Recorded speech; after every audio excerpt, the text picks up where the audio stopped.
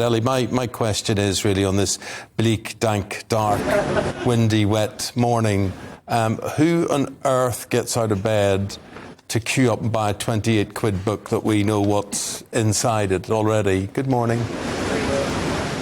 Good morning, Eamonn and Isabel. It's so good to see that, Eamonn. Really, really good to have you back on GB News. But let me tell you, not many people were here filming and also queuing to get this book. Let me tell you, only one person was here at 8 o'clock this morning when the doors opened at Waterstones, Piccadilly. Her name was Caroline. She's been absolutely inundated by the press. She said she came because she wanted to find out what Harry had to say from the horse's mouth. We've got a clip of Caroline which we're going to show a little bit later on in the morning. But there must have been 40 or 50 journalists. We're just going to show you here. There's a babble of journalists still here outside the shop, but only one customer here at 8 o'clock this morning. You can see behind me, and if you're listening on the radio, loads of copies of Spare in the window of Waterstones, Piccadilly. We've come to know that image and that title so very well over the past week. And it is really interesting what you say there, Eamonn.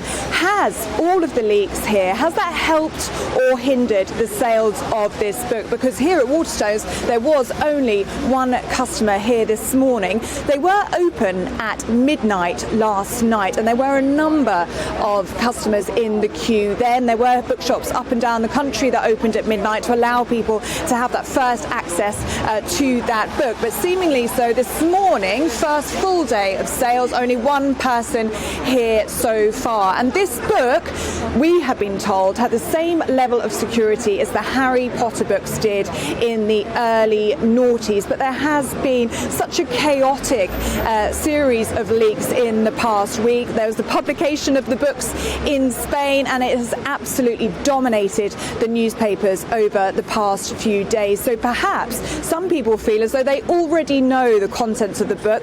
Perhaps it means that some people have already got Harry fatigue. They don't want to know anymore. But according to Caroline, who is here this morning, she wants to take the opportunity to read Harry's words in context. And that is why she was here at 8 o'clock this morning. But I'll be here all day finding out if anybody else turns up to buy the book, and I will be buying my own copy this morning to read in context what Prince Harry has to say. You'll be buying your own copy, and the lady who turned up at 8 o'clock buying, but are you forking out full retail price on this? Well, Eamonn, this is what's very interesting. If you look behind me here, and if you're listening on the radio, you can see this red sticker saying half price. And Waterstones are selling Spare at half price, so retail price £28, but on sale it's £14. Amazon have decided to do the same, also selling for £14. Very interesting that they've decided to do that. Do they need to halve the price in order to push further sales? But it does seem to be working already. Waterstones, the boss of Waterstones, has said that it's one of the most best-selling books in terms of pre-orders in the last decade, and it's already topping the bestsellers list on Amazon as well. So perhaps that half price is helping with the sales, but it will be interesting to see next week when we get the figures of the sales of the first day, how many people actually came out in the wet, the rain and the wind to buy their copy of Spare.